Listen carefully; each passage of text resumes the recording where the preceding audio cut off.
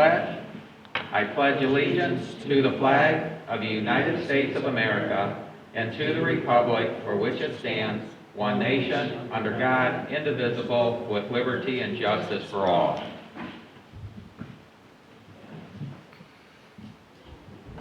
Abraham. Here. Lynch. Here. Kish. Eurig. I will start. We have the special trustee meeting minutes from January 12th, 2021. The meeting was called to order at 5:40 p.m. by Chairman Lynch. Roll call: Lynch, Eurig, Abraham, and Kish were present. Also attending: L. Ashley, G. Lynch, M. Witter, and B. Klaber. The pledge to the flag and reading of prior meeting minutes were deferred to the regular meeting. Meeting called to review Lorain City/County Sanitary Sewer Service Agreement for 104 service area. Several questions were prepared for discussion. Has the Lorain County Board of Commissioners passed a resolution to execute this agreement? If so, do you have the resolution number?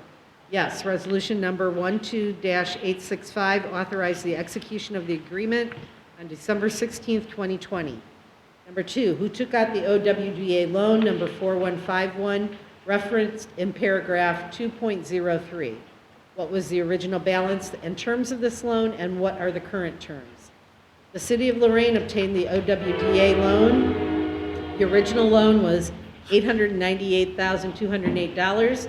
The County Board of Commissioners will pay off the $209,746 loan balance. Is the county taking full responsibility for the OM&R of the sanitary sewer utility in service areas 1 through 5 and the water utility in the Hidden Valley area? Yes, including the Hidden Valley area if the lawsuit settles.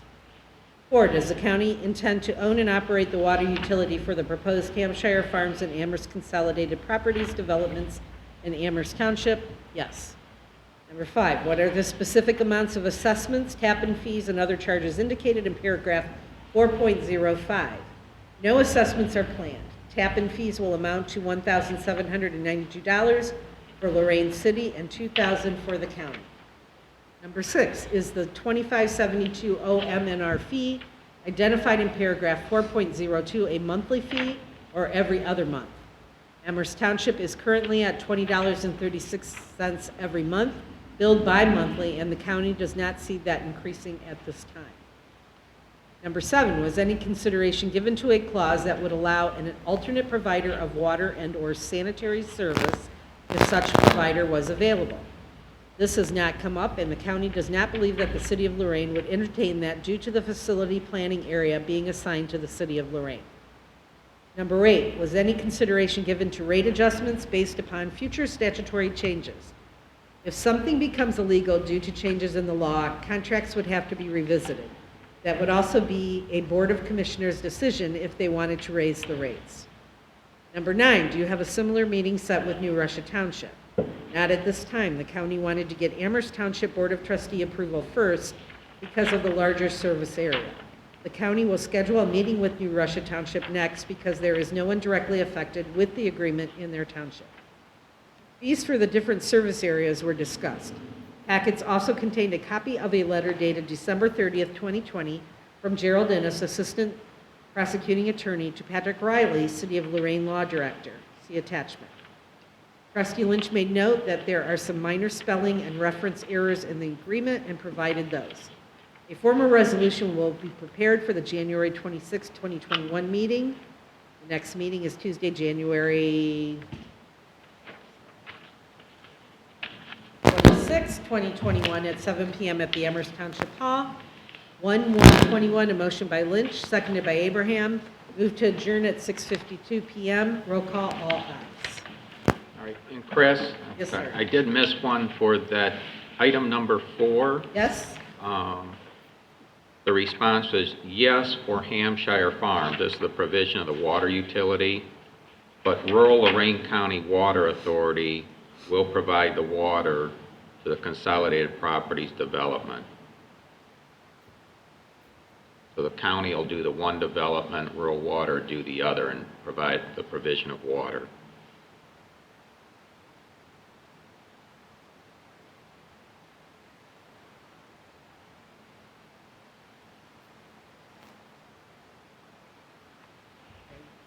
that change. Okay, are there any other changes or corrections to the January 12th special trustee meeting minutes? Okay, hearing none then, can I have a motion to approve as corrected? So moved. Second. Abraham, Yes. Euring, Yes. Lynch. Yes. Okay. Then I have the January 12th, 2021 regular meeting minutes of the Amherst Township Trustees. The meeting was called to order at 7:07 PM by Chairman Lynch. Pledge to the flag, roll call, Abraham, Lynch, Euring, and Kish were present. Attending are Cerrone, K. Smarsh, G. Lynch, L. Ashley, and C. Cerny. 1/2/21, a motion by Lynch, seconded by Abraham, to approve the minutes of the Amherst Township Board of Trustees 2021 organizational meeting and 2020 year-end meeting held on Tuesday, December 22nd, 2020, as presented. Roll call, all ayes. 1/3/21, a motion by Euring, seconded by Abraham, move to approve the bills and financial reports with reservations, all ayes. Under audience concerns, Colin Cerny, Oberlin Road resident, complimented the video option to watch meetings, stating it is fantastic, and asked if there is anything new with consolidated properties or the public hearing.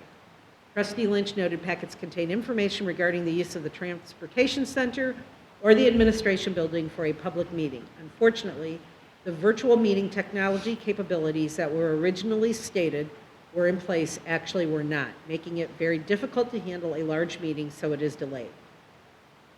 In talks with the prosecutor, the earliest date would be February 23rd, 2021, to hold a public meeting. Trustee Lynch will continue to look into solutions to be able to hold this meeting. Under correspondence, Fiscal Officer Kish noted that the OTARMA ballot for the election of board members was received and carried out as voted on per Resolution 11-1220 to approve the appointment of Marcia Funk for the OTARMA board when documentation is received.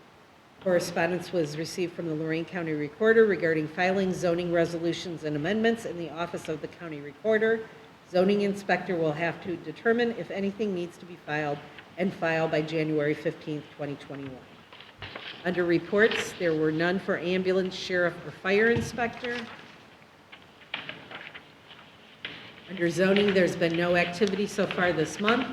The organizational meeting will be held on January 27th for the BZA and February 3rd, 2021 for an area variance for 5758 Oberlin Road.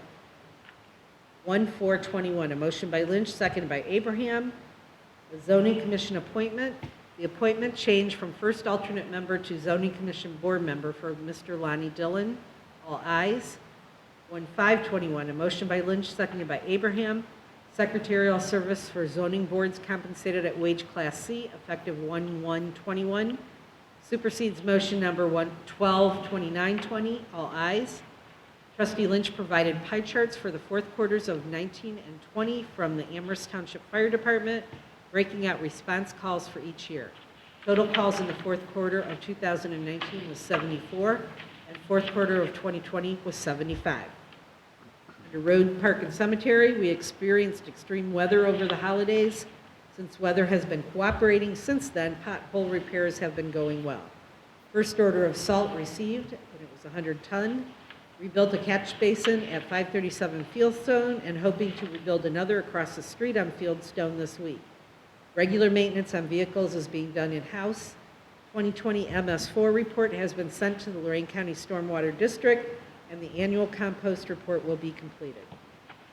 Township Administrator. Administrator Ashley reported that she had been receiving many calls from elderly residents with inquiries about the COVID vaccine. She has been providing them the phone number for the Lorraine County Health Department. 1/6/21, motion by Lynch, seconded by Abraham. Appointment of Amherst Township Representative and alternate to the Lorraine County Rural Wastewater District Board of Trustees. All ayes.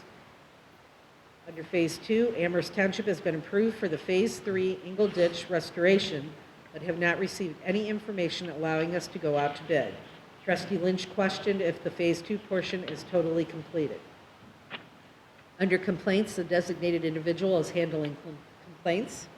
Under new business, 1/7/21, a motion by Lynch, seconded by Abraham, appointing Ms. Rose Bechter, Media Assistant at wage class C. All ayes. The next regular Board of Trustees meeting will be held on January 28th at 7 p.m. at the Amherst Township Hall. A tentative work session will be held on January 21st, 2021 at 7:30 a.m. at the Amherst Township Hall based on Pete Zwick and Don Romanchik's availability. 1/8/21, a motion by Abraham, seconded by Urick, to adjourn at 8:38 p.m. All ayes.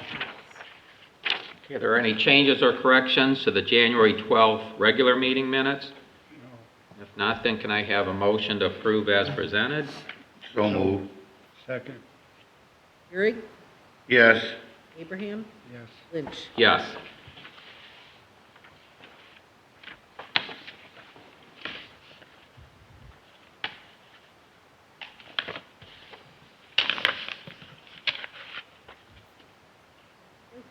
You have the December credit card statement in front of you. Everything, I have receipts for everything, just need your signatures on that, nothing out of the ordinary. Other than a late fee, which was my fault.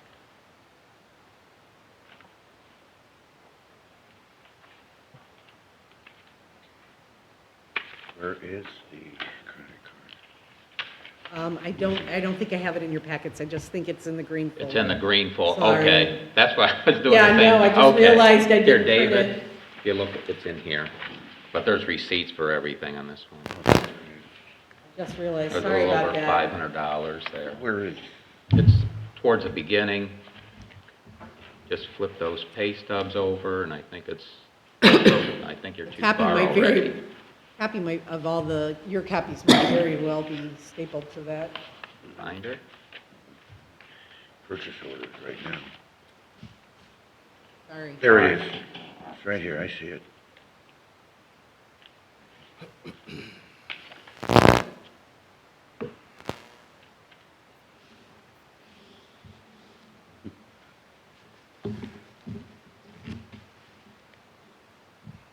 Year-to-date revenues look terrible. Pardon? Year-to-date revenues, Yes. $2,000, I was waiting. David had $2,067. If you had any questions on that. Of course, it looks terrible. We had, our payments, our taxes were due, that was a larger payment. Compass Minerals, I think that's our second load of salt, is that right, Kevin? Compass Minerals salt. That was the first 100-ton. Okay, so we got that bill. I mean, the bills weren't that bad, but yeah, revenue, we did get revenue in today, but that won't go in the bank till next week. On the So more At the reasonable- next meeting, this will look a little bit better. That's why we gotta always make sure there's at least 4 months of carryover at the end of the year, because, yeah, Right. $2,000 in revenue and $33,000 in expense. Right. And just like you said, real estate taxes were just, I paid mine already. I paid mine, They hurt. so, Yeah, they were up. It was, the county issue and the library issue were the two biggest ones. Put them up. so we'll get that. You know, and then In March. and the college had too, their issue. So we had Yeah. all, for those in the Amherst Library District, got all 3 of those.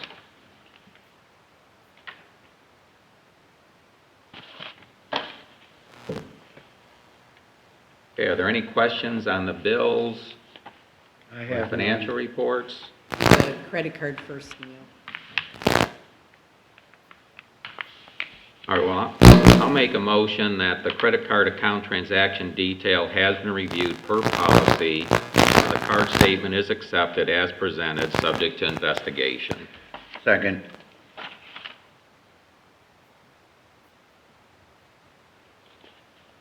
Lynch, Yes. Euring, Yes. Abraham. Yes. Okay, and now can I have a motion to pay the bills and approve the financial reports with reservation? So move. Catch up with you here.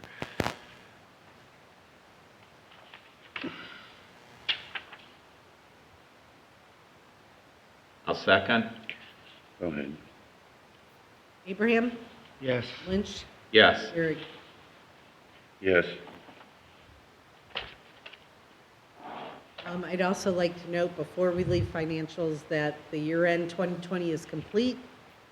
All documentation has been filed whether it be snail mail or electronically, so 2021 is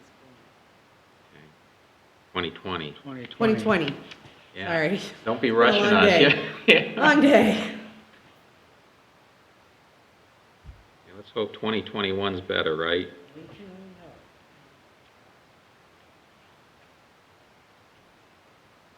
Thanks, Chris.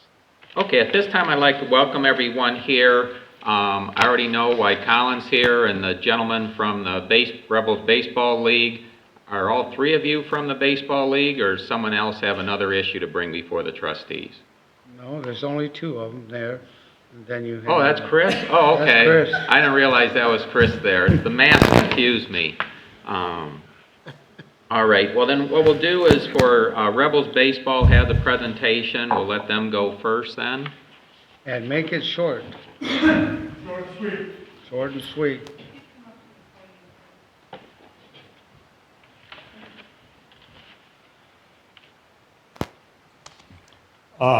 Evening, gentlemen. I'd like to thank you for taking time to see me. As you know, Dave let us hop along his softball program a couple years ago. We're starting to grow, starting to become pretty popular, and starting to notice some places where it might not be so safe during game times. So if you look at, and this was all on a PowerPoint that should be playing back here. Yeah. If you look at that second slide, with the new COVID rules where the players have to sit, that means we have to move our batting net, our batting tee, and all that. So we're either hitting towards the playground, or we're hitting towards the soccer field, or we're hitting towards the other field. And now with both fields being occupied pretty much all the time, that causes issues. So if you look at the third slide, what we are proposing is a 10-foot wide, 12-foot high, 70-foot long batting cage. It's going to have a retractable net, meaning that basically the net will move in unison up and down, probably via hand crank. If you look, let's see if I think I got it blown up in the back, or maybe I don't. Okay, so basically what we're looking to do is come 10 foot off of the existing gate that's in between the two fields. Then it'll be 10 foot wide, 12 foot high, 70 foot long. It's going to consist of one 4x4 or bigger post every 17.5 foot. We're going to bury them 4 foot, encase them in concrete. We'll have a 4-inch base layer of stone. On top of that will be a 4-inch layer of concrete. And then on top of that, then we've got a guy that's got AstroTurf that eventually would be on top of everything. We're shooting for the concrete to be at grade level with the yard.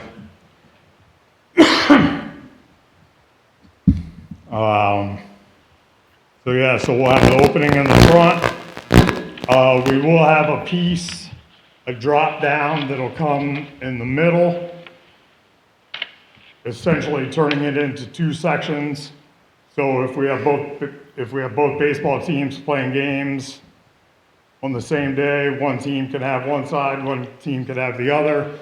It's long enough our pitchers can get warmed up inside and not have to worry about stray balls.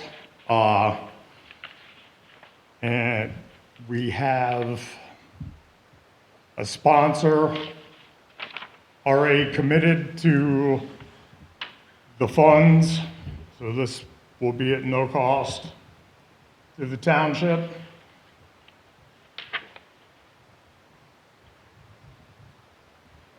I'd be happy to answer any questions you might have. Okay, can we start? I may have missed it. Your name? Sorry, I'm Ed Riley, Ed Riley? Riley. I'm sorry, I missed the first name, Mr. Riley. Ed, Edwin. Ed, okay. I've met you, Ed. All right, Ed, where's the proposed location of the batting cage? Because there was the previous softball groups were also proposing a batting cage at one time between the softball field and the baseball field, but they just never got to that point. So if you look at the first page, the third slide, the shaded in yellow area. So you got one line on the left, that's the softball, first base line, then you've got that line on the right, that's the baseball field, third base line. So at my point where I wanna come off of where the gate is, come off that 10-foot, we've got 40 foot from line to line. So we've got plenty of room inside there. And then when you come down even closer to the playground, from fence to fence, you've got 70 foot. So there's all kinds of room around there. And that's similar to what the softball league was proposing a few years ago. It's maybe a little bit deeper in that it's out towards the outfield. I think their original proposal, which was never documented in a drawing, but just them walking it off, was closer to the infield. But at least I've got in my mind exactly where you're talking about. So you're looking about the same location the softball leagues were before.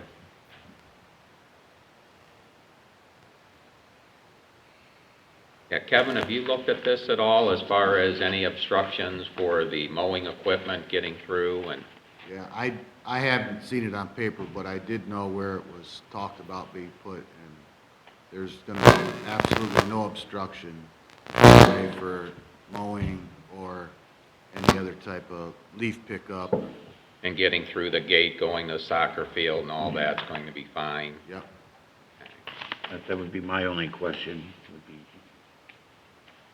how is it a path of travel for anything, for maintenance, for traveling in between fields, et cetera? Is there Not gonna be obstructing around. anything that would be my only question.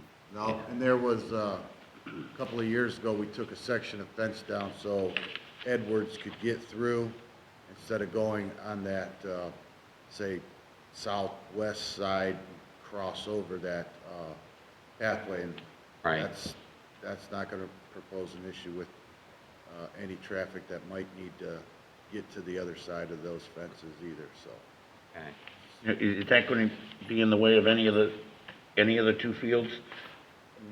In the outfield? It shouldn't be in the way at all. That's kind of why I picked Yeah. that 10-foot number, because the mower can get in between there. I don't think there should be any other machinery that would take up any more space than that. Even the large tractor, if I are turning on the fields, it's, even to get the trucks in there's nothing that it was gonna cause a problem for, at least for me. Do we have any tiles in the area? There is a tile, not quite to that, but there is a tile in that outfield, which might be a, proposed, if there was ever a water issue, that, it's in the, right field of the smaller ball field. But the tile's nowhere near that area in the sense of to be damaged or have to go around or anything like that. If anything, it could be tied into to relieve any water that possibly might be around there. Yeah, we're probably a good 50, 60, 70 foot away. As long as we That's don't all. puncture a tile, put it in a post in, or put it over top of a tile and have a tile break, then you gotta pull everything up to get to the tile. That tile's not near that. Is that an oil spout at all, or? No, there's actually new tile that's there that's, like you said, 60 feet away. And Ed, what's your position with the Rebels baseball? I'm the director of the baseball side Okay. of things, and I'm also the U12 coach. Okay. Well, that's good, because I assume that means you have a son that's under 12? Oh, I've got another one that's still to come. So you'll be So, around for a while. I'll be around for a while. I'm hearing chirpings of Rebels T-ball already. Okay. And that would be the age group that my youngest boy's in. Yeah, well, I mean, the township's real fortunate that there's parents that get active, with the youth on this, but we also know they follow, their sons and daughters up, and then when they're old enough and they move on, you're hoping there's always some parents behind them to fill in. Right, and the way it's looking is, next year, we're looking to pick up at least one younger team, possibly two. So we're trying to get, and then I've got my younger one coming up, so then there's an even younger group. So we're trying to get our hands in the younger crowd. Yeah, I didn't bring the agreement we have with the baseball league, but I know it addresses improvements in there, so I don't see any issues. It sounds like you've already talked it over with Kevin, and David's brought up some of the things he'd be concerned with, and Kevin's already addressed those, so, I mean, when are you looking to get started? Oh, probably once weather breaks. Okay, Because, I mean, we're gonna have to get in there, do some leveling of the earth. We're gonna have to get in there and pack down, drill some, auger out some holes, but, so I would say our sponsors would probably want it up as soon as possible, so, as soon as we could get the auger in the ground to dig the holes for the posts, Okay, we'd well, be good. ready. well, and hopefully everything stays good, maintained. The soccer nets have generally been okay. I mean, there's occasionally been some vandalism, but it hasn't been that bad. And, as you're aware, with the agreement with the township is that you provide what your schedules are, you get first priority, but then when you're not there, it's open to the public. So just realize if you leave all the netting there, which I assume you will, there's gonna be fathers, sons, daughters Well, so coming in. that's why we're proposing the retractable, like a crank Yeah, that will bring it up, and that crank will be inside a box with oh, a it's lock. locked, oh, okay, And then only the baseball and softball people will know that combo. They can let it down okay, when we're using it and then put it back up. One, so that it doesn't get damaged, and two, so some knucklehead kid doesn't climb to the top and fall off and yeah, do something. they'll climb. All right, you have any questions? No, I Benny? don't.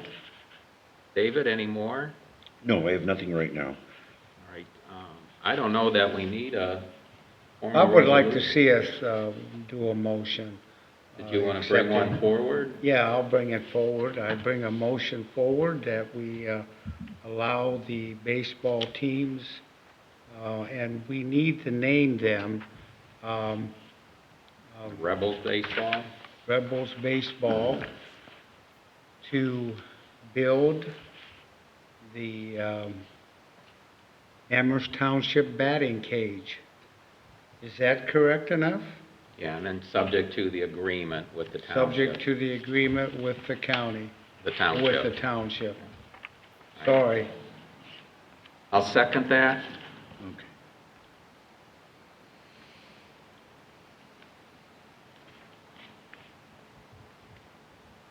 Let Chris catch up here, because we didn't have one prepared yet. Yeah, because I just have moved to approve that Rebel Baseball construct a batting cage.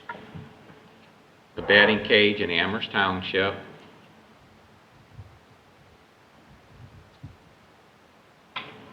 As proposed. compliance with the current Agreement. baseball and township agreement. You got it. And you know to work with Kevin as far as Yep. any specifics or whatever contractors you have lined up. Next time, if you bring it, we can present it and everybody can see it larger and more for the people that will be looking at this meeting later. Right. Ed, Well, you and I know they- I saw online that you guys had a 10-person minimum per max, and Dave said that, because there were some baseball people that wanted to be here. Yeah. I'm like, well, yeah, I think you could watch it online somehow. Right, they would be able to watch it on the YouTube channel, which is linked on the township website, but now they'll only see you, they won't see your presentation here that was in paper form. Okay? Well, all right, good luck to you. So, we're good? You're good. All Yeah. right? We're gonna vote Abraham? on it. Yeah, we're gonna vote. on Okay. it. Abraham, Yes. Lynch, Yes, Euring. Yes, That is, oh, never mind, you don't need to. all I was right? gonna say, that's 1/12/21, but you, Okay, thank you. Uh-huh. Thank you very much. We appreciate you bringing it forward. You guys can go ahead and take off if you would like. which one is that, 112, Chris? Yeah, 112. What was 19? 1/9 was the minutes of the regular meeting.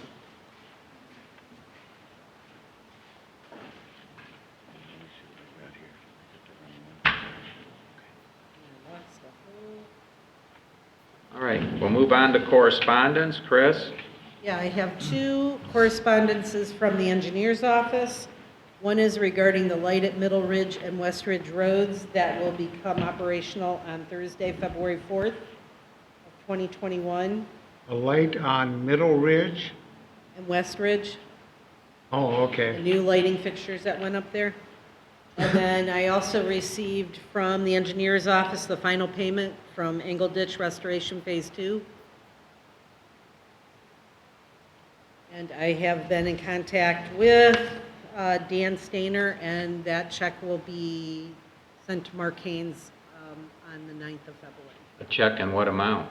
$82,633.60. A check from solid waste, or the stormwater district?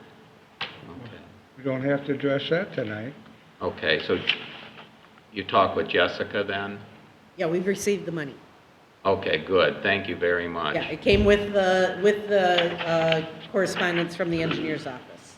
Good, and So that they- covered that addendum, But good. we will have to amend the budget, our budget on February 9th. I couldn't do that tonight because I don't have the temporary official certificate back yet. So once I get that back, we'll have to amend the budget so that I would be able to make that payment. Okay. I wonder if that got Chris? made Yes, sir. because of the new truck. On a point of order, the resolution number, I believe the last resolution on the 112 minutes was 18. 1/8 was the special meeting. No, on the minutes, the motion to adjourn of the regular meeting on the 12th was 18.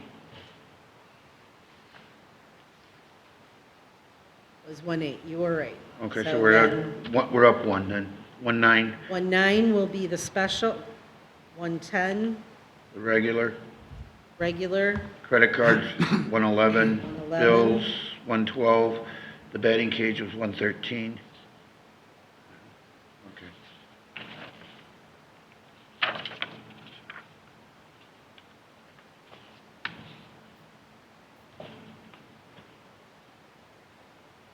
and that's all the correspondence I have. Okay, thanks, Chris. David, any correspondence? Excuse me, at this time, no. Okay. Denny? No? All right, I do have some, but it's all going to be handled in the agenda items.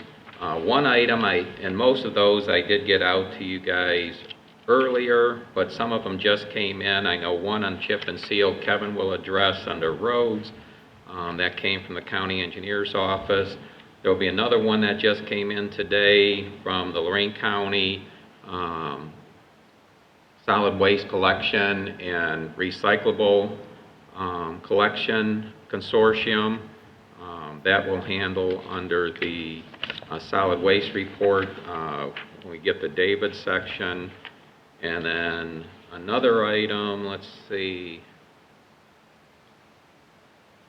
Nope, I got the one in, it's not on the agenda, but I penciled it in on the agenda under new business was a document from Tom Kelly of Lorraine County Emergency Management and Homeland Security in regards to a 3-year renewal of the MOU for the Lorraine County wireless emergency notification system. So that one I did email to everyone so they would see that and was able to get a prepared resolution. But the other documents just came in today, so we'll address those as they come up. Okay, we'll move on then to reports. Ambulance, Denny? Nothing under ambulance. Sheriff still isn't here with COVID. Zoning, Remy? Just the one permit, just a fence for the month so far. It's kind of slow. And moving forward with the Haynes Auto Potty area there where he's going to go to a conditional use.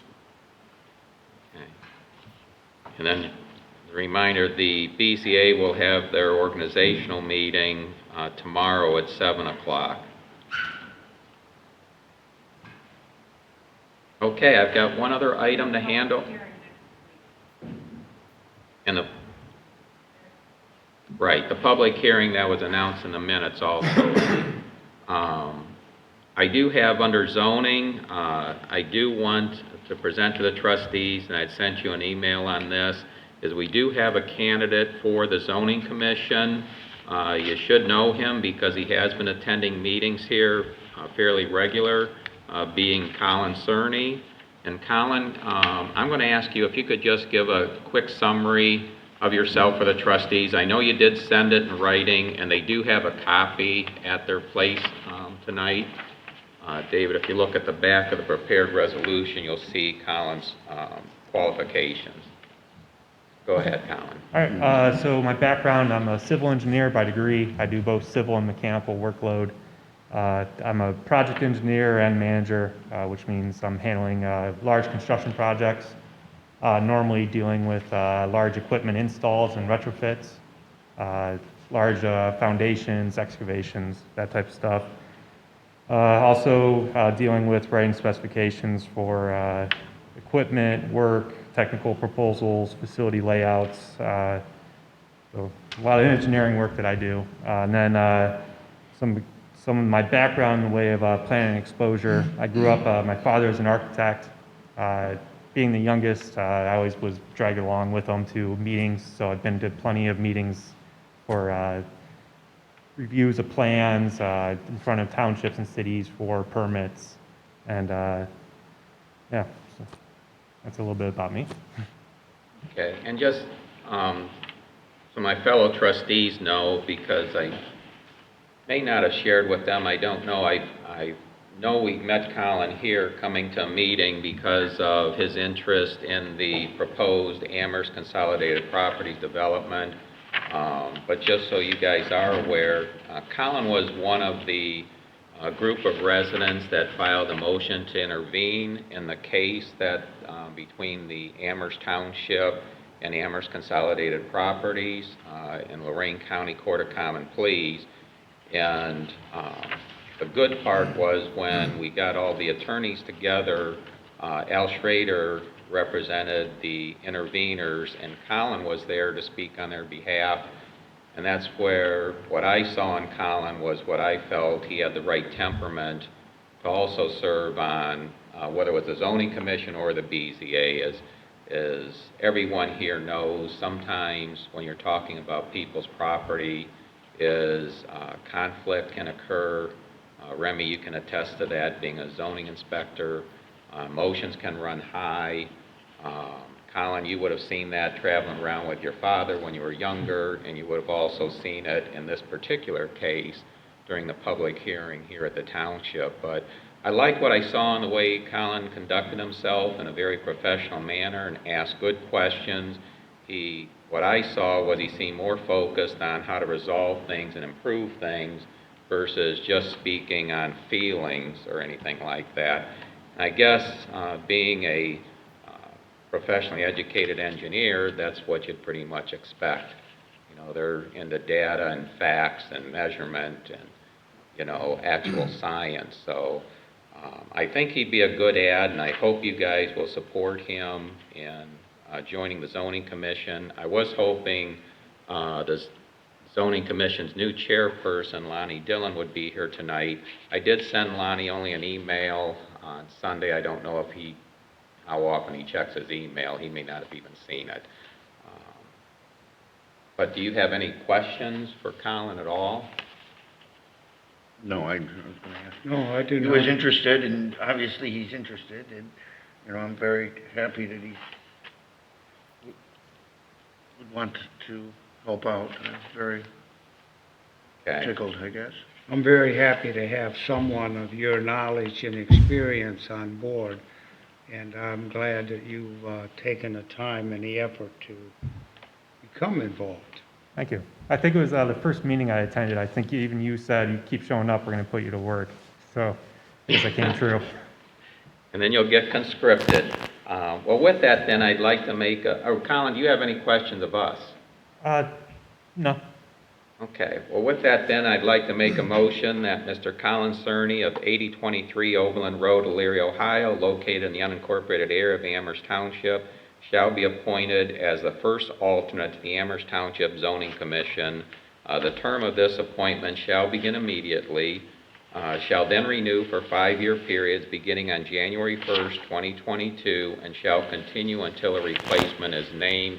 I'm not going to read the rest, goes through some of the procedural things and how the first alternate serves on the Zoning Commission, but it's all information the trustees have seen before. So everything as prepared in this resolution, I'm including in that motion. I will, Second. I'm sorry, I'll second. did you second it? Yes. Okay, David seconded. Lynch, Yes. Euring, Yes. Abraham. Yes, and welcome aboard. Thank you. Thanks, Colin. And what's Thank the you. number on that, Chris? 114. Correct.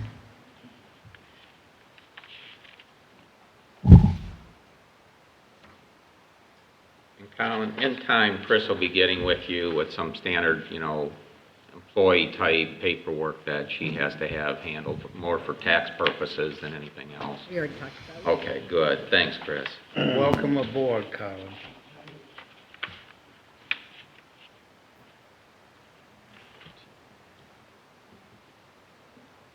Okay, Fire Prevention Officer Chris Nyhart. Anything to report? I'd like to have a meeting with the trustees about inspection fees for commercial buildings, anything new? Or anything that was updated? I don't have anything new. I mean, any new businesses or transfer of businesses? Remy? Require a fire inspection, there should be, you know, I wish we could consider a fee attached to that. That way it will cover the expense to the township, what they're paying the city for the inspection. I know we had talked about this a few months ago. I'd like to bring it back up again so that way we can continue moving forward and not let it set. Okay. And Denny, you're still heading that up? Yeah, but I gotta get with him and, can we get together and talk later? That's what I would like to do. I've been kinda out of it for several months now, since I had my, but anyhow, I'm getting back where my mind is working again, so, as Kevin knows, I've been bothering him a little bit from time to time, but I'll get with you after the meeting, okay? Okay. Okay. Okay, Roads, Parks, and Cemetery, Kevin?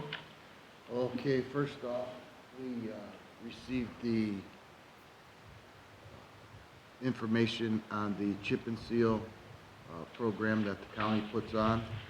And I would like to have them send us an estimate for the same 3 roads that we did in 17, which is now 3 years on them.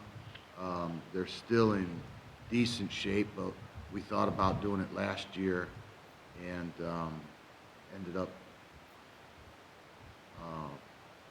doing Bechtel Road, and we put that off.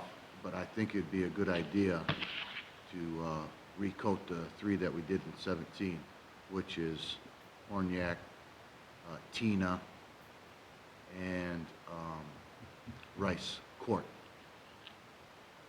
I could get estimates on that, bring it forth, and the resolutions, if we were to go forward with it, are due on April the 2nd, so I could get on the horn as soon as tomorrow comes. Yeah. I just go ahead because they're getting an estimate. There's nothing wrong with that, but yeah, Right. definitely get the estimate. You know, we have, just as they always ask, we have every intention of doing that, you know, to keep that up. Yeah, like I said, they're still in decent shape, but they're in savable shape. And another thing I'm looking into, and I'm working with Chris on this, pretty much as we speak, I have an estimate for a crack seal on Kay and Linda Drive, which it's well due to be done. This estimate was for $4,800. I would have, just in materials, as close as I could get to it, I would have $3,800 just in material if we were to do it in-house.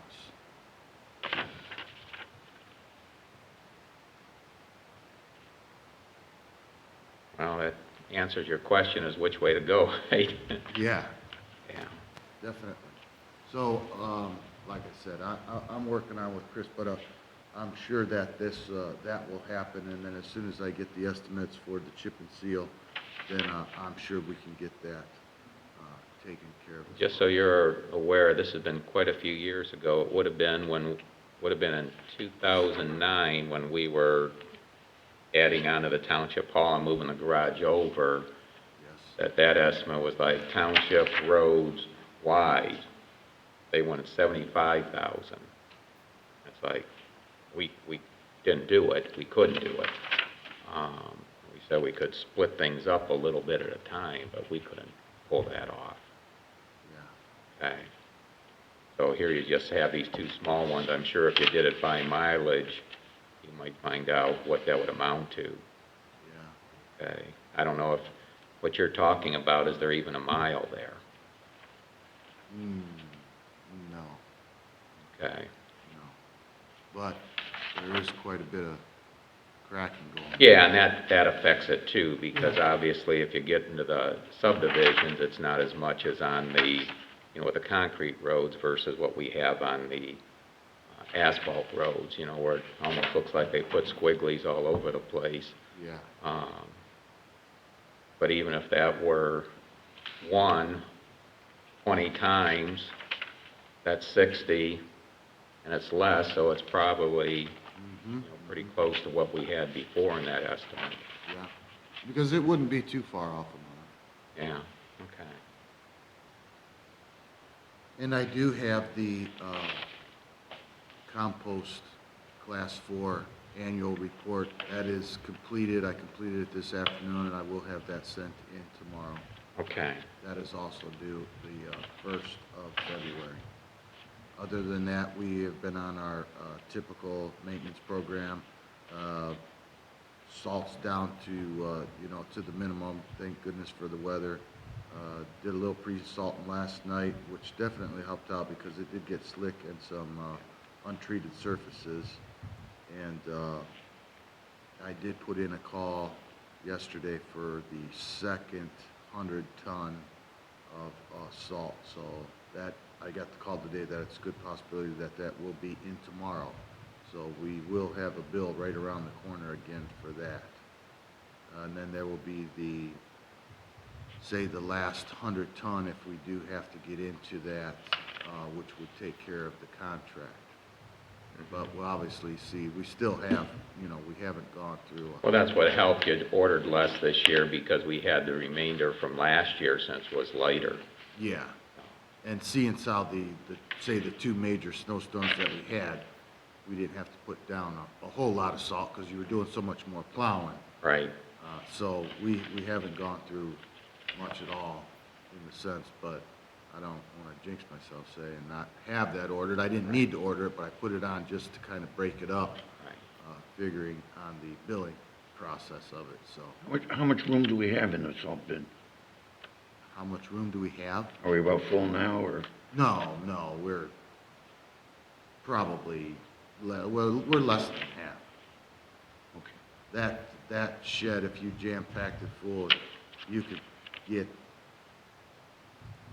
you could probably jam 800 in it, 800. And now, there's probably almost 250 in it right now. What are we committed to buy? About 300. 300? 300, yeah, Yeah, What are plus we- or minus 10%. Yeah, we got, 100 already? correct. So we can get 200 ton in there if we have to. Yeah, oh, yeah. So we'll be okay that way. Yes.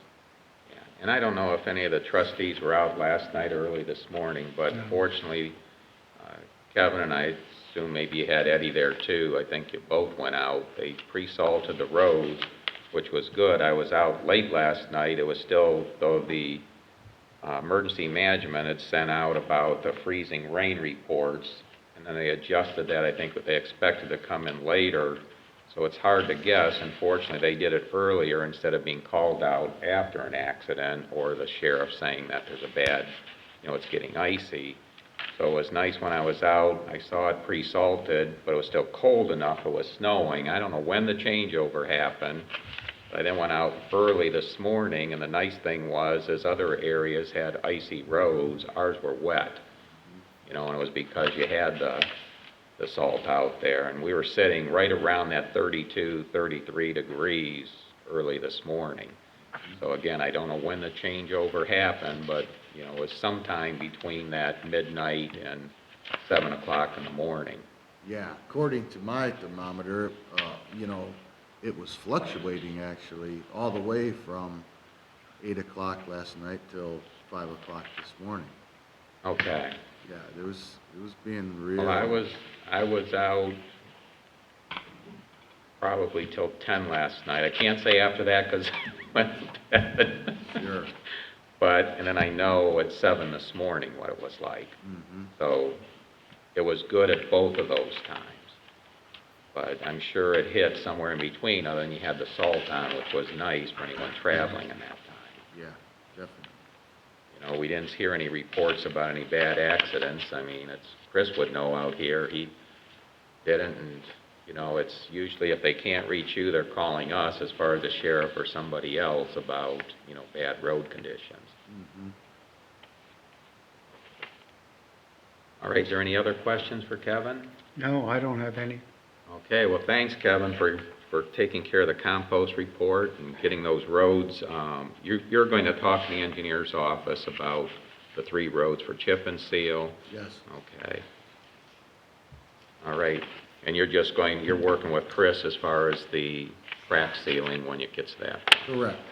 Okay, great.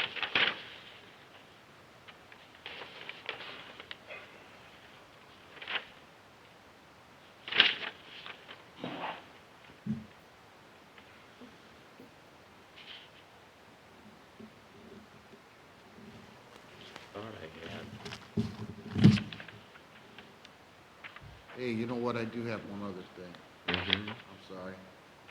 I'm working with Linda on the NOPEC grant about changing lights over to the LED. Yeah, and that's going to come up under new business, There you go. okay? Yep. Good.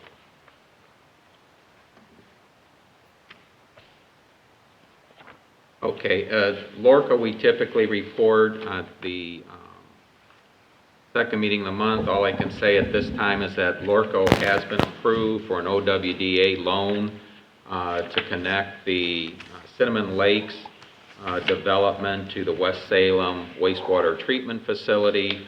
It's actually going to be a grant in this case that will cover approximately half the cost, and then the low-interest loans will cover the remainder of that cost. And as far as the engineering work, the detail engineering work will begin, and this is going to be time-phased with an upgrade to West Salem's wastewater treatment facility. But I think that's probably the major things to report as far as Lorco. We'll move on to open complaints. Remy, the one on, I don't recall, the one on Deer Run, did I forget? You said that was done, right? Yeah, Deer Run is I completed. just neglected to take that one off. Yeah, And the property maintenance was also done there on Juniper. You said that with the new building was as good as that's going to be, right? that is correct. Okay. And I don't know if, I never received anything finalized on that question on the fence. I know that between the township and the prosecutor's office, we were all in agreement with it as far as what was going to be done, but with the changeover in the prosecutor's office, I just never saw the final document. Did you get something? I have an update. The gentleman has gotten Elyria fence back out there and has completed the rest of the fence. Well, and that was pretty much what the agreement was between the attorneys and the understanding, though we think it's a low risk, that if the township has to go out there, whether it's road work, drainage, whatever, that an offense is disrupted, we're not going to use taxpayer dollars, to repair that particular fence. And they all seem in agreement, but I was waiting for a final document, but we've had some changeover in personnel. Yeah, he's completed the entire fence now. It's completed, Okay. all brand new. But probably based on the conversation between attorneys. I guess my point is, Remy, did you ever receive anything in writing? No, Okay. And I don't know if the trustees care to, or if we will finally see a final in writing resolution on that. Is this the Dan Hancock hidden trees? Yes. yeah, Yeah, essentially, Denny, the attorneys got together, and this is after the trustees were agreeable to this, that, you can replace the fence, which is all he was doing. That fence shouldn't have been there in the first place, but we understand why he wanted it, since this was an area where people tend to cut across and turf the lawn if he didn't have something to obstruct it. And so that's why he originally put it up. And it was it wasn't a bad-looking fence or anything like that, but Remy was not going to allow the permit when he asked for the permit because it didn't comply with current zoning. But the agreement between the attorneys was, go ahead, you can put it up, the township agrees with it, but if we have to come in and do public work, since it's in the right-of-way, we aren't going to put the fence back. Right. He would have to then cover the cost of the fence. We think that's a low risk of that ever happening, and if Remy's got an update, he's put the fence in, he must have realized the same thing. It's a low risk of that happening. Right. But my point is, I never received the final documentation from our legal counsel, who is now retired, and then we've also had the changeover in the prosecutor's office. But I certainly am not inclined to go chasing that down now with new people. I think we all understand what's there, and we have some in writing, though it's email correspondence back and forth. yeah. As long as everybody's aware of what's going on, and that's good. And you've got it in the file by his address then? Yeah. Right. Okay, good. All right, then I do want to move on. 9A, this deals with sewers, and you have in your packet prepared resolution. This is authorizing township to enter into a sewer service agreement by and between the city of Lorraine and for the county 104 sanitary sewer service area. If you recall, at the special meeting on January 12th, we had Bob Kleiber representing the Sanitary Sewer Engineer's Office, and Mark Witten of K. McCartney and Associates, who helps the county in any of their sanitary planning and engineering. And the city of Lorraine and the county have been negotiating agreement that impacts the Hidden Valley area, the whole airport sewer, State Route 58, the proposed Amherst Consolidated Development in the township, the Hampshire Farms development, and also the Hidden Valley area, and then some other areas north of Overland Road. So coming basically from the county airport, if you just follow Overland Road to the north, and then it widens out, covering areas east of Overland Road and west of State Route 58 within the sewer's capacity. But the city of Lorraine wants the Amherst Township and New Russia Township to sign off on this agreement, and the prosecutor sent a formal letter that was dated December 30th, really stating that, in his opinion, the townships have no authority to enter into this agreement, which the county's already approved with Lorraine. But Lorraine's concerned about a change coming down the pike potentially if the state legislators pass a law that say townships must sign off on an agreement. So that's their concern. But in any case, the trustees thoroughly discussed this. The key issues are the current agreement the county has with the city of Lorraine has no threshold limit on what they charge for sewers. An old agreement used to be 30% in our area. I know Hidden Valley has one which they believe is, I'm not going to quote the percentage, it was also lower than what Lorraine currently handles. This all came to head when Lorraine had bumped rates up to 200%. That resulted in some litigation from the Hidden Valley development residents. That litigation is still ongoing. Along the airport sewer, where we were paying 130%, we're now paying 150%. So this new agreement, the key steps, the key takeaways from this is now it'll put a cap of 125% of the in-city rate. So as the city of Lorraine raises the rate for their customers, it'll also go up for customers outside the city to a maximum of 125%, and that phases in over a 5-year period. So in year 1 it'll be 105, year 2 110, year 3 115, and so on. So it phases in each year by 5% before it caps out at 125%. What the city won't have anymore, though, is any of the operation and maintenance of any of those sanitary sewer infrastructure. Today, it's a mixture of the way things are.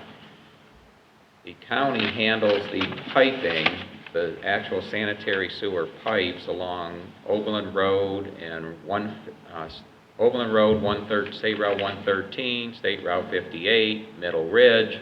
The city takes care of, there are 3 pump stations, 3 lift stations that service those pipes. The city of Lorraine takes care of all the sanitary, and by take care of, I mean does the maintenance for all the sanitary sewers within the Hidden Valley area, plus an additional lift station in Hidden Valley. I believe that's right off Oaknall there. But that's the one, Remy, remember you and Kevin were dealing with the concern where, you know, the encroachment the neighbors set on their yard that caused some damage in the winter. Well, now the county would be taking responsibility for all that operational operation, maintenance, and repair and refurbishment of any of those lift stations or the sanitary lines. But Hidden Valley is only subject to resolution of their lawsuit they currently have with Lorraine, which is still pending in the courts. So this does not in any way circumvent that lawsuit. That lawsuit's still going on. It would also, where Some customers pay a operation and maintenance fee to the county, others pay it to Lorraine. It now will all be paid to the county. And they expect that operation and maintenance fee to be $20.36, which is what some customers are currently paying. For most customers, this will be a reduction. There are a very few number of customers in Amherst Township that will eventually see an increase that will phase over, and those are the new homes on Oberlin Road south of 113. The only reason is, it was explained, they're actually paying the same as in-city rates right now.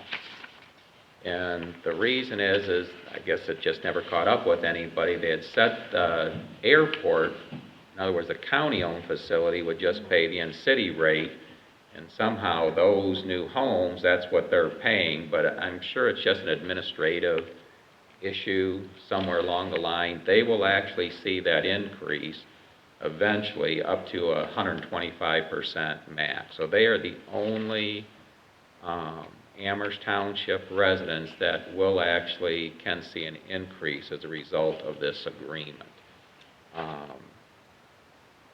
So I think I've hit all the high points. I don't know if the trustees, am I missing any? Oh, and the No. water. There is water service, and we talked about that in the correction of minutes. The county will also take over responsibility for any water lines that are currently serviced by the city of Lorraine. So that will now become the responsibility of the county, and you know, this is going to cause a change in time after the settlement of the Hidden Valley lawsuit as far as who people call for maintenance. But that'll eventually change when billing changes over and they see it on their bills. Does that Yes, include ma'am. fire hydrants as well? Pardon? Does that include fire hydrants as well? You know, that would have been a good question when Bob Kleiber was here, but I would assume since they're part of the water utility, it'd almost have to. So maintenance on them? Well, other than the maintenance as far as testing the hydrants and lubing the hydrants, that's still going to be with the fire department. I got The you. township Well- has a separate agreement with If that. their water line and then somebody hits one and knocks one over, I would think it would be the county that would come. That's different. Again, let's county hold it. would Let's make sure we're talking Yeah. apples and apples here. No, we are. Remy's asking about maintenance of the hydrant. You're talking about repair or replacement of a hydrant. Those two separate things, Exactly. okay? It deals with the hydrants, doing something with hydrants. So I was addressing the question that Remy asked. But you're right. If somebody hits it, what you really hope is that you catch them, their car's disabled, and they have insurance, and in their insurance, the person that damaged the hydrant pays for it, David. Yeah. Okay, that's as far as paying, but, you know, if you knock over a hydrant, who are you gonna call? And then the new water line, I don't want to answer that one. the new water lines, the new sewer lines that will be going in for the new development, those will be put in by the county. Which development? Hampshire Farms. Hampshire Farms, they would be put in by the developer, who would then turn them over to the county. That one would be the responsibility of the county, but the water provider would be the city of Lorraine. What about? Amherst Consolidated, that would be put in by the developer and then turned over to Rural Lorraine County Water Authority. Okay? Oberlin Road as well. Oberlin Road up to, I believe up to the Up to- turnpike for sure is rural water heading from 113 going to the north. When you cross over, it changes, like we are, the township is currently the city of Elyria. K Drive to, Route 2. K Drive to Route 2. That is going to become the county. Then Who the do you county- pay your water bill to today? You live, Amherst. pardon? Amherst. You're gonna stay Amherst. But I'm just saying, I'm not talking about water, I'm talking about the sewer and the water. The sewer will become the county. If you look at your resolution in your packet, I understand that, I just was asking, who is gonna install the section of sewer between K Drive and Overland Road that will eventually go into, That would be, the county would have ultimate responsibility for the long-term maintenance. As far as the actual installation, that's something they'll still work out, Okay. whether it's the developer or the county hiring a subcontractor later. If you recall, when Copper Creek was put in, the developer did the sanitary sewers there for the extension, since he was coming from Amherst and running along existing homes to extend the sewer to his development. And then at county planning, he had to put it at a deeper depth because the county wanted to make sure that the property south of that, if it ever developed, could also use that sewer. Okay? okay, Without a lift station. Okay? good. All right. Did someone second this motion that I No, the made? motion hasn't been made yet. I think so. I'm making this motion. Okay, you're making the motion? Yeah, this is a motion that the Board of Trustees finds and determines that it's in the best interest of the township to sign the attached sewer service agreement by and between the City of Lorraine and the County of Lorraine for the Lorraine County 104 Sanitary Sewer Service Area, and the President/Chairman of the Board of Trustees is authorized to sign the attached agreement. I'll second it. What do My you only think? question on this is, Neil, pertaining to the Hidden Valley area, it's an ongoing lawsuit. Yeah. And at this time, we do not know what the final outcome will be. Okay? And Yes, what you do. what I would propose is we go to approve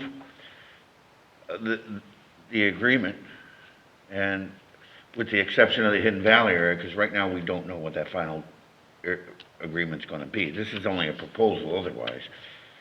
And, you know, it's a good proposal, but it's really kind of a moot point, like you said, because the lawsuit is between the users, the residents in Hidden Valley, and the city of Lorraine.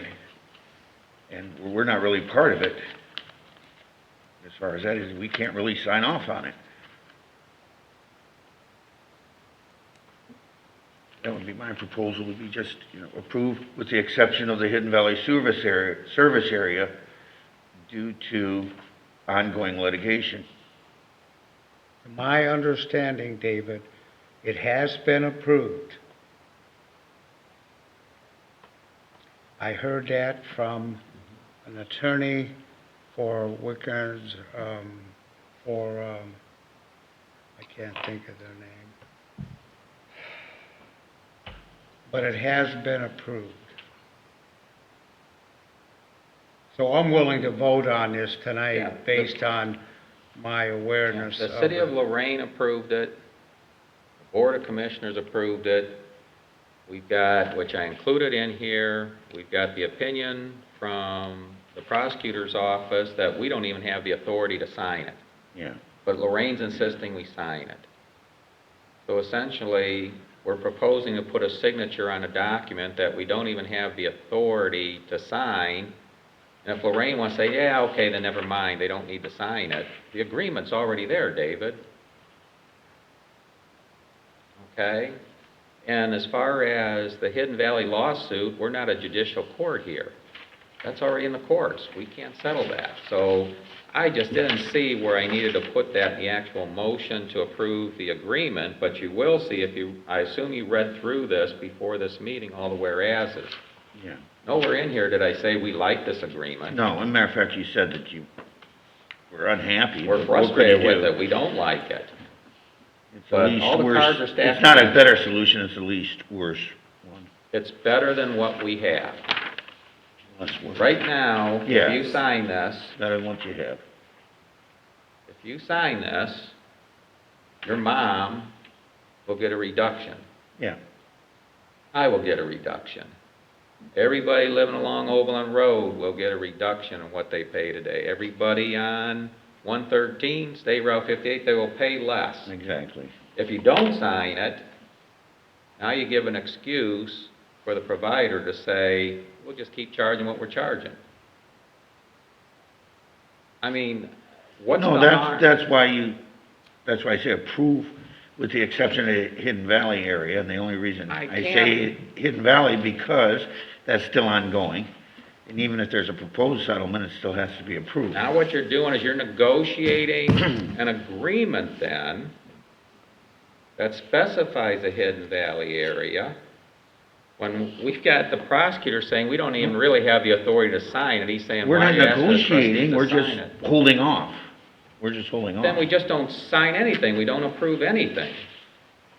And that's what I'm saying, then you give the reason to say, well, we gave them the opportunity and they said no, so we're gonna continue to charge 150% versus 105 as soon as we get everyone to agree to this.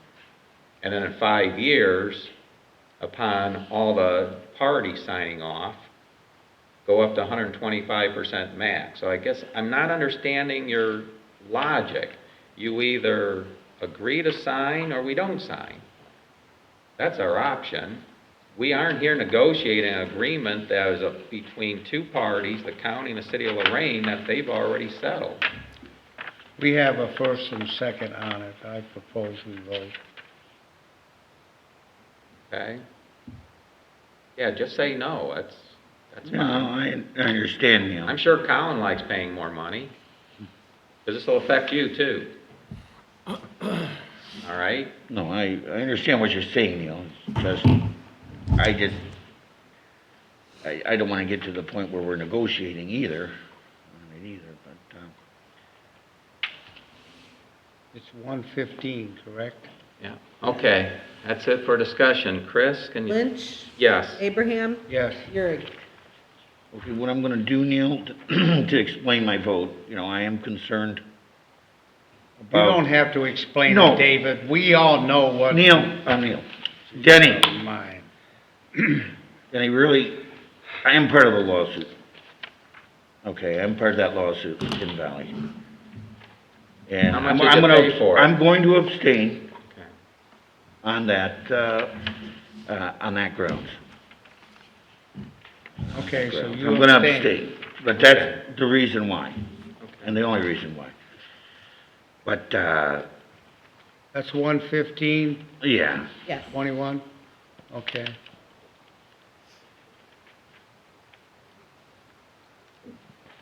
aside from that, I got no problems. With the stuff outside of Hidden Valley, I got no problems.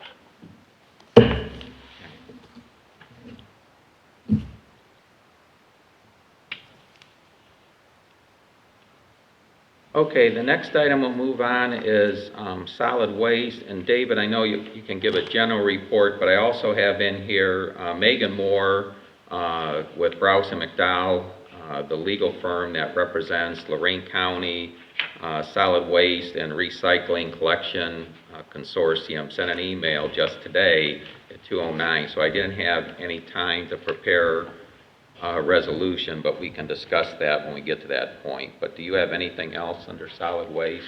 Not too much. There was no policy committee meeting this month. There was a consortium meeting, as you know, Neil. And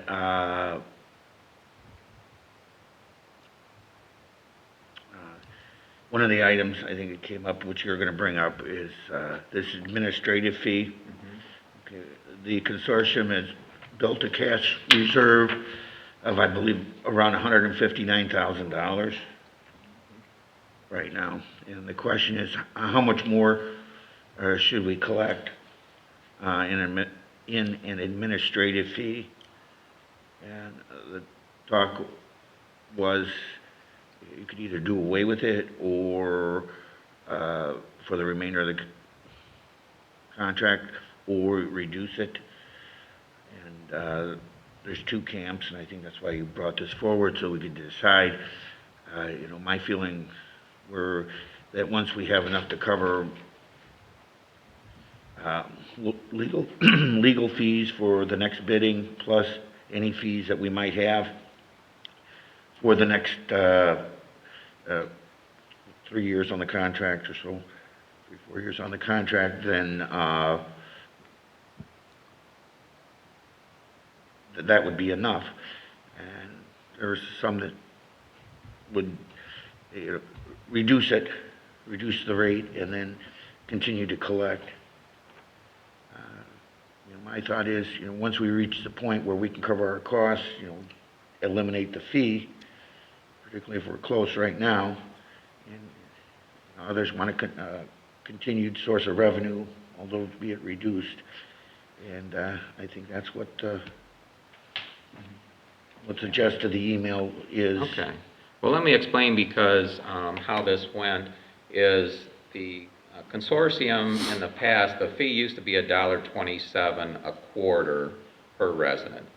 The consortium reduced that to 99 cents per quarter, looking at how the costs were coming in. Obviously, informing the consortium initially, that's probably, is that 7 years ago, or we've been through only this is just the second contract agreement, I believe. So 7 years ago, if you recall, the townships and the villages and the city, Avon Lake being the largest city, had to put money up front just to pay for an environmental consultant and the attorney fees. And then what we did is we put on this administrative fee based on what was recommended by the consultants. We had a different legal firm at that time to cover our costs and build up the cash reserves for when we'd have to go out and bid again. Every 5 years, it can vary, but the best estimate, it will cost between $80,000 and $100,000 going through with the multi-bids when you get through the preparation of bids for all the communities that are part of the consortium, because each one, though we try to do it together to reserve costs, they're all separate bids. Every community makes their own decision as to what they're going to do. But between the consultant fee, environmental consultant, the attorney fees, preparation of bids, advertising of bids, evaluating the bids, bringing the groups together, you're talking every 5 years, $80,000 to $100,000. There also hasn't been and should be at least every 2 years a financial audit. And we have an estimate here for the financial audit, and I didn't bring that, David. I left that at home where I took those numbers, but essentially we're talking somewhere between $3,000 to $5,000 for a financial audit. That wasn't included in here, and we've got to expect those particular costs to come in. The consortium also pays funding to the county, which wasn't included in the original estimate that was provided to the members at the last meeting held last week on this of the consortium. So what I did is I had analyzed this ahead of time and took those numbers and determined that, yes, I want to see the fee reduced. But what the attorney first put in, she hadn't considered these other costs to amortize those costs over the period of the agreement and their 5-year agreements. And when I did that, I presented that a real fee should be between 55 and 62 cents a quarter. What that would do is conserve your current cash balance, which is going to cover what you've got when you go through your next contract bid. Is going to cover what we're going to have to pay for an audit of the financials to make sure those are done correctly and being maintained, and also putting in some contingencies, because who knows what can come up in here. But that's why I didn't want to see that cash reserve completely depleted, and the attorney recognized that. The issue was there were only 7 consortium members on the virtual meeting, and we needed 8 to have a quorum. And but with that in the discussion, people then realized, holy smokes, you're right, we can't reduce that down, and they were looking at this between 15 and 25 cents a quarter, because if we do that, we'll lead into that cash balance. Now we're going to hit, what you have in front of you, the attorney explains it. What would happen when it comes time to go out for a bid again in 3 years, there isn't going to be enough money there. So one of two things actually both would happen. All the members, they'd have to calculate out what we owe Chris would have to pull it out of the general fund and send money over to the consortium. Then we'd have to put in a much higher fee to collect that money, to hopefully refund the communities that put the money up front. That doesn't make sense. It makes more sense when this was put together to try and get it for a fee for service. So, and just to cover costs, not bring any extra in. So that's why the proposal was between the 55 and 62 cents, and that was taking the range of annual operating expenses plus a 5-year amortization of the expenses or that come in that are either every 2 years or every 5 years. It then was pointed out by there are currently 2 different providers for waste hauling for the groups in the consortium. One of them, because of the monthly billing and their finances, they need whatever that fee is, needs to be divisible by 3. So with that range, knowing that it was between 55 and 62 cents, the discussion was, okay, use 60. It's, not right in the middle, but 60 then gives you something divisible by 3 that also will cover your costs, so you're not eating into that carryover, which will be there ready for you when you need it 3 years from now. And during that discussion of 7, it was 6-1 as far as each community getting only 1 vote as to how they wanted to go. David's position was put it at 0. My position, but I don't get a vote because the township only gets 1, was that makes no sense. In my mind, at least you cover your costs. So, don't just look at this year. Look at the long term, what you have to do.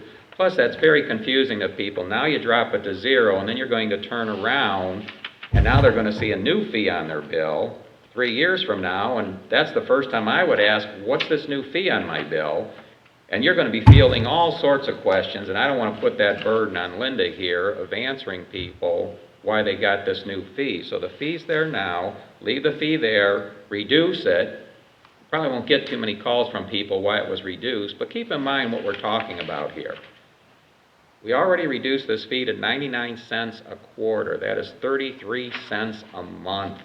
We're talking about reducing it to 60 cents a quarter, 20 cents a month. So I don't think we need to spend a whole lot of time, and this is 17,000 customers. Realize with that, total, what we're seeing, this is over a $3 million potential project, though, that these waste haulers bid on. But we needed those large numbers to attract the interest, so we didn't have the monopoly that our residents dealt with for so many years. They can't do it individually. They need us to intercede. All we're acting as is a middleman on behalf of our residents. And right now, today, David, 7 years later, our residents are still paying less money today than they paid 7 years ago when we had a monopoly in this township. So, Yes. So what we've got to do here, I then asked, since the only disagreement was from you and you represent our township, I asked our legal counsel. I said, okay, Megan, I said, you've now heard, you got only 7 votes here and you need 8 for a quorum. And you got from one community, you got a disagreement. Who makes the vote? The township's appointed representative? Or, since it's a financial, do you need a resolution from the township? The response was the representative's vote, you representing the township, Yes. you get the vote. Yes. So since there wasn't a quorum, she recommended go back, and here we are. I didn't expect her to put this out today. She's now got a survey going through after she's reviewed the bylaws saying our rep can vote electronically based on the way she's interpreting the bylaws, and that would become our vote. So that is push the issue. I printed this out to bring tonight because she also said if the township passes a resolution how our rep should vote, that's the way you vote. Okay? So what she's got here is, based on the discussion at the meeting, Mr. Lynch had made a motion, which was seconded by Mr. Connectus, that's the rep from Eaton Township, to change the quarterly administration fee to 60 cents. Realize she doesn't say what it was, but it was 99 cents, so we're reducing it. This motion is being submitted to each community representative for a yes or no vote. As this is being done virtually and everyone is receiving a ballot, so it will be assumed there is a quorum. If there are 8 votes and at least 5 in favor of this change, the motion will pass and the administrative fee will change to 60 cents beginning April 1st, 2021. If the majority vote is against this change, there will be no change in the fee at this time, which means it'll stay at 99 cents. So with that, I'd like to make a motion that the township's representative, the Lorraine County Solid Waste and Recyclables Collection Consortium, vote to reduce the administrative fee from 99 cents to 60 cents per quarter beginning April 1st. Ask me if you need that repeated, Chris. Okay. Yeah, I'll second that. The motion is that the Amherst Township representative, the Lorraine County Solid Waste and Recycling Collection Consortium, Lorraine County Solid Waste. and Recycling Collection Consortium,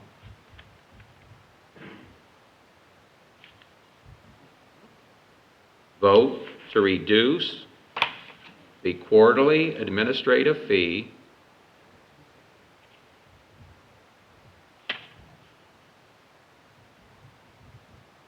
From 99 cents. to 60 cents per quarter. Well, actually, if it's quarterly administrative, from 99 to 60 cents.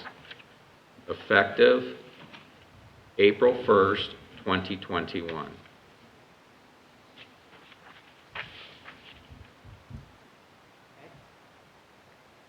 And David seconded that.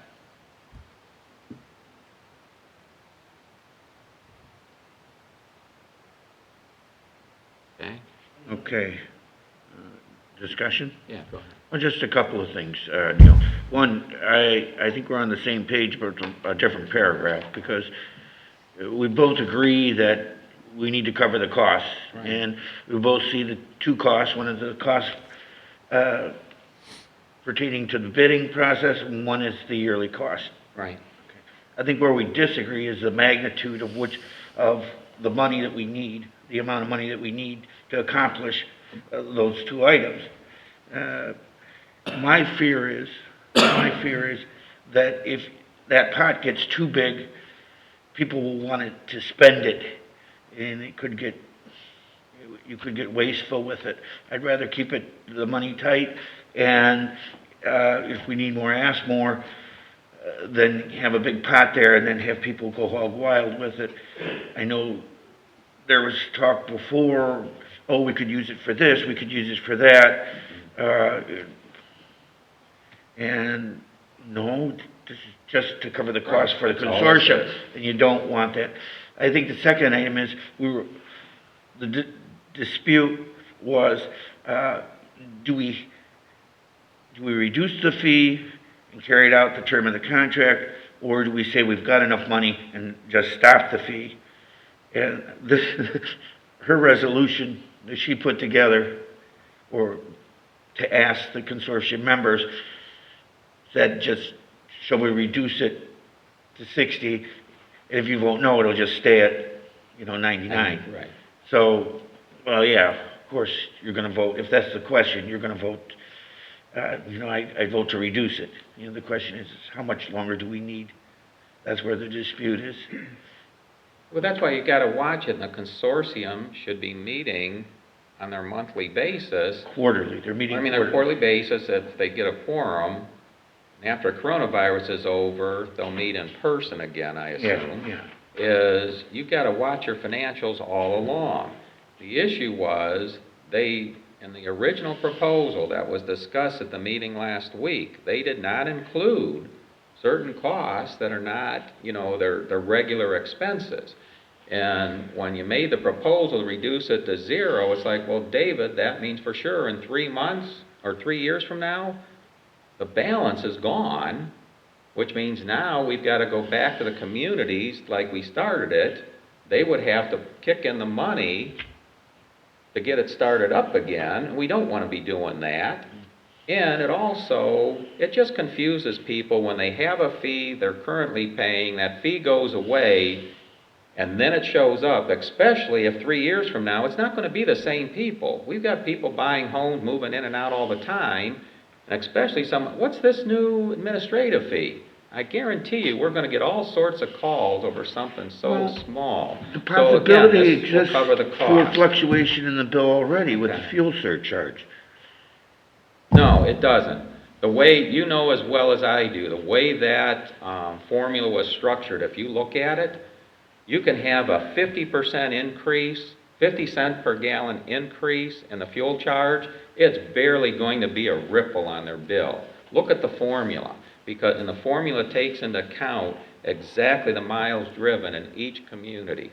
And that was set up deliberately, if you recall, when this was first put Yeah, together. but that would cause a Now it was little- almost 8 well, years ago. This is only like I've got no 20 need cents to a discuss month. it anymore. I think the point was, if we add myself there, is that you had 8 people on the line, and after presenting the arguments both ways, 7 went one way and you went the other way.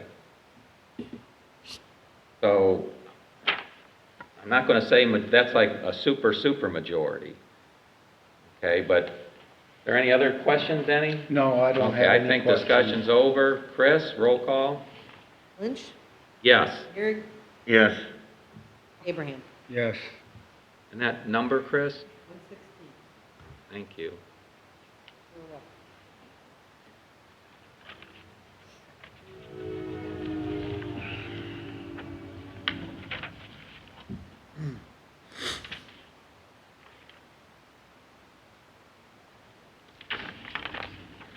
At least people know our meetings are open. There's no discussion behind closed doors. But I do appreciate things, David. Okay, let's see,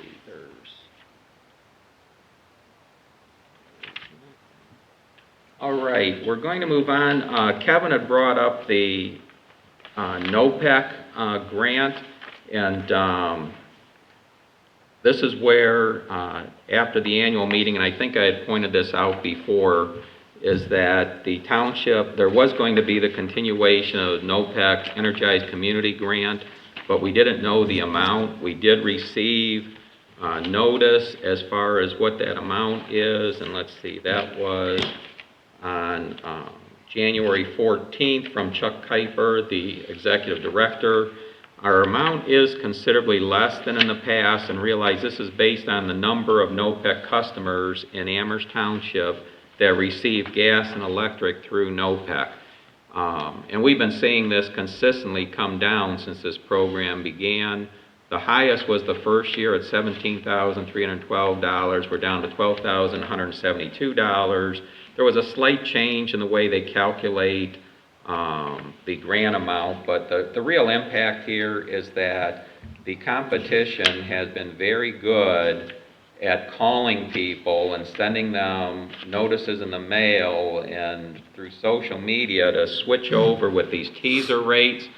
And if people play the system right, they can do well with that. If they take the money but then watch their bill, and once they've met the minimum requirements, switch back, hey, hats off to you if you like spending all that time, because you can beat the system. But the vast majority of people, what they do is they get that nice debit card for $20, $25, whatever it is, and then they don't pay attention, and before long those rates have gone up quite a bit, and they're paying way more than they pay in NOPEC. And I'm sure everybody's seen the ads on television between, you're either riding the Cedar Point roller coaster or the nice little kiddie ride, is the comparison they use. For the NOPEC's, obviously the kiddie ride, the big hills and valleys are these competitors. But that shows the reduction. But with this, when we received the notice, and I know before this we had already had discussions in a work session about if this would continue, our next project would be the conversion to the LED lights. And so with that, I'm going to turn it over to Kevin, who's been getting some estimates here for conversion of the lights in the township. I believe this grant was for 13. It's $12,172. Okay, so we have estimates here, and we split it, we split it into 3 sections to determine on if we could do the whole complex and/or just sections of it. And I have, say, 2 different dollar signs, and that would be to completely change the whole fixture and/or to go to just an LED light, do a little bit of rewiring onto the fixture that you have, which is not, it's not the way to go. It is an option, but it's not the way to go. But I have the office that is set up. If you changed it all over, completely new all fixtures, is $8,100. If you just changed out the lighting, as in the light bulbs to an LED light, did a little bit of rewiring, it was $4,775. Then for the hall, with the dimmers and all at the top, and which would also include the bathrooms, conference room, back room, just changing light bulbs over would be $5,500. Changing all fixtures over would be $6,600. And then also with completely changing out the lights in the sheriff's substation, that would be an additional $260. And then what we were talking about going for, because of the money, is the garage area, which just changing out lighting with a little bit of rewiring, $9,700 versus changing over all fixtures to LED lighting, which is $13,450. I was told that with the brand-new fixtures, with the LED lighting, at the $13,450, that you would be able to make up, which those lights are on most out of the rest of the complex. It would probably be a little bit less than a 2-year turnaround that you would be able to make that back up with the savings on the energy. I have a question on the rewiring for the LEDs. If you're not gonna replace the fixture and you're gonna do rewiring, isn't that a little fire problem? Well, I don't know exactly what they're doing, but there's something with going around the ballast. You bypass the ballast. Yeah. You don't need it. Right. And that's what they do. That's It's just all. a lower cost. David, this was at the Lorraine County Township Association, boy, it's over a year ago. I can't recall how long ago it was. There was a gentleman there, and I know I still have his card at home. He was obviously trying to drum up business and looking more from energy savings situation. And his main thing was basically bypassing the ballast and putting in LEDs, though he certainly could do the whole fixture. And I think Eaton Township might have actually converted theirs. But I agree with Kevin, changing the fixtures in the long term is better. That 2 years savings in the garage is just because the lights are on more often. Yeah. As you're aware, when the trustees looked at this before, we did a quick estimate of the energy savings, and the reality was doing the overall haul, we didn't see enough to justify it, plus using general fund revenue, which, and potentially roads for the haul, but we don't have enough road money anyway.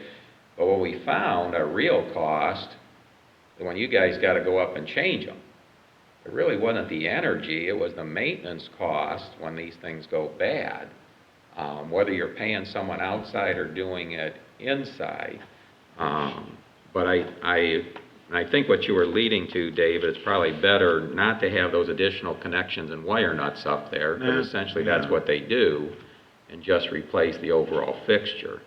The more moving parts you put in there, the more things that can go wrong, I guess the And really, we could do this then over the 2 years, do the garage 1 year and the rest of the hall the next year. We're not gonna, I would think the garage would be a Davis. priority due to the amount of time spent in the garage. okay? That's what I would think. Like you said, that's where the lights are on the most there. And if night work is to be done, like with the roads, it's gonna be done on the garage end. Okay. And with that, we had, our internal policy is in place now. Remember, we just, for the CARES Act, so you didn't have to go out for competitive bids, and this is below the internal policy. So I don't want you to get hung up chasing around on these. I do have another estimate for you, but it's up to you if you want to do it or not. I mean, we know what we get with Butchko. Okay, and I'll give you those numbers later, and you can just decide if it's even worth it to consider it, okay? But with that, the action we have today is that NOPEC requires a resolution authorizing all actions necessary to accept the Northeast Ohio Public Energy Council 2021 Energizing Community Grant. And most of this is verbiage that they've presented to us. So I'm going to make the motion that the Township Board of Trustees finds and determines that it is in the best interest of the township to accept the NEC grant for 2021, to enter into the attached grant agreement, and authorizes the chairman/president to sign and execute any documents or amendments of the grant agreement with NOPEC Incorporated, which might be required to receive the $12,172 of the 2021 NEC grant funds. I will second. All right, well, hang on a second here, David. I just want to make sure that I got a blank here. Okay, you're okay. So that's my motion. Second. Any other discussion? Okay, roll call, Chris? Lynch, Yes. Gehrig, Yes. Abraham. Yes. That's Oh. 1/16, It's 2021? 117. 1/17? Oh, Okay, now- that's right. Now, Kevin, this isn't, you can't get started Oh, till yeah. Linda goes through her routine to get this put in, and I forget that date on here. I've got it in here, but it's escaping me right now, but, okay. And she's got a packet out here too, which will have the updated grant agreement that's here in addition to all the communication from NOPEC. Okay, so I've included everything in this packet.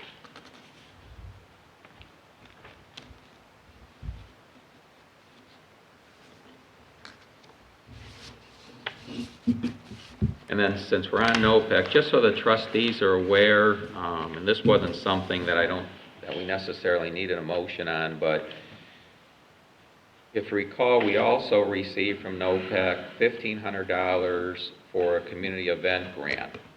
The requirements of that, it has to be open to all residents of the township and no cost to the township.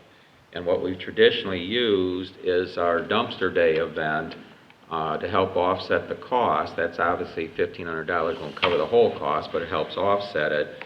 Well, because of the coronavirus, we had told NOPEC we were going to do that this past spring. Well, after a consultation with Lorraine County Public Health, we just decided, let's cancel the whole thing. We just didn't want to get into that, having people come up here and interacting with our employees. We then called NOPEC, say, hey, this is beyond our control.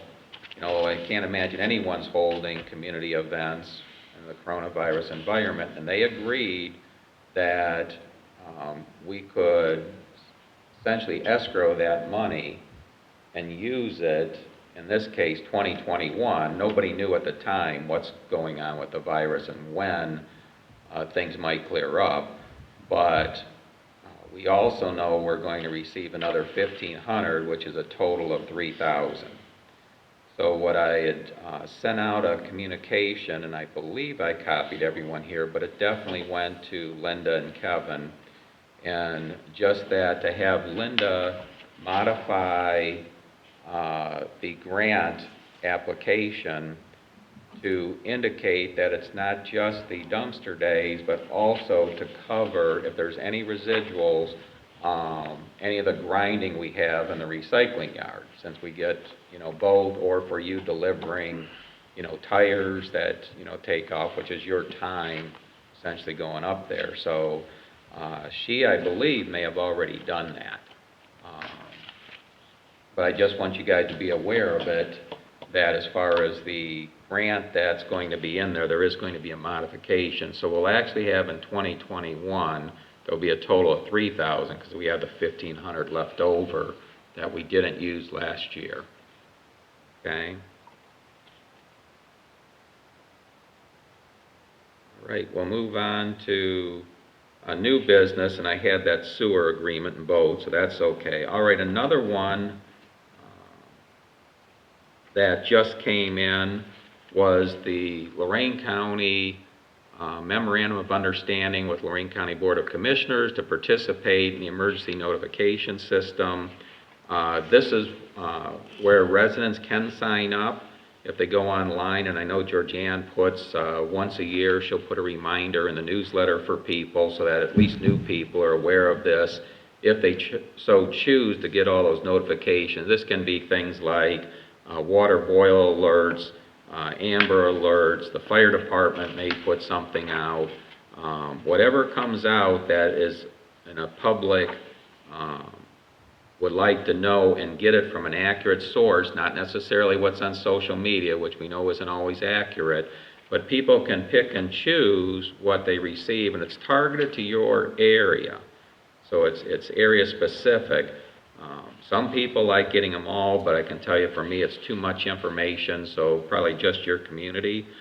Well, Tom Kelly sent out a notice to re-up on this. They're doing it still based on the 2010 census, since the 2020 census information isn't in yet. The reality is the cost at that time was 5 cents per capita. For Amherst Township, that amounts to $342. I'm assuming the township still wants to continue to participate in the WENS program. The agreement stays the same, and you've got a copy attached here. The only difference is going to be the billing is Chris won't pay this till we receive an invoice from the county for the payment. So this isn't authorizing the payment, it's authorizing the agreement, which does include the payment in there. So I'm going to make a motion that the Amherst Township Board of Trustees finds and determines that it's in the best interest of the township to participate in and access Lorraine County Wireless Emergency Notification System and to enter into the attached Memorandum of Understanding with the Lorraine County Board of Commissioners. Section 2, the chairman of the Amherst Township Board of Trustees is authorized to sign the attached MOU. Section 3, Township Administrator Linda Ashley is assigned as the administrator to be trained on said system so as to notify Amherst Township residents of pertinent information. The Amherst Township Fiscal Officer shall send 2 originals of the attached MOU and certified copy of this resolution to Lorraine County Emergency Management Homeland Security Director Tom Kelly in order to obtain the other signatures required to execute the MOU. Upon application of the required signatures, Lorraine County Emergency Management Homeland Security Director shall return an executed copy of the Memorandum of Understanding to Amherst Township Fiscal Officer, and the rest is just boilerplate, so that'll be my motion. Second.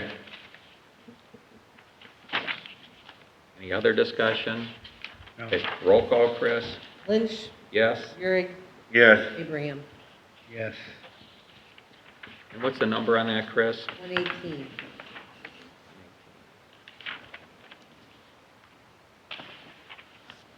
And I'll give you the 2 signed copies here before you leave tonight.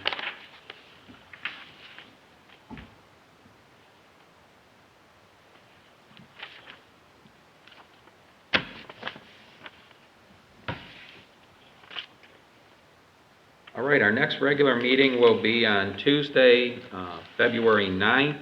Oops, I got to back up. I realize I skipped in zoning. Sorry about that. The Amherst Consolidated Properties Public Hearing. Quick update, we're getting a quote now, which we had discussed this as a possibility. We're waiting on a quote that will have an outside supplier provide all the technology to handle the public hearing in 2 physical locations and also virtually for anybody that wants to stay at home. Obviously, the township's 1 physical location. I was working with the county as far as other alternatives, since they had suggested Golden Acres. We did go over and look at Golden Acres in terms of the physical space and amenities. The restrooms are still working, but the place is pretty dirty and in pretty bad shape. Definitely has that musty building and closed up, not real nice. At this point, though, it could maybe work out. They weren't even sure. They think they might still have internet there, but that's questionable because we have to have an internet connection.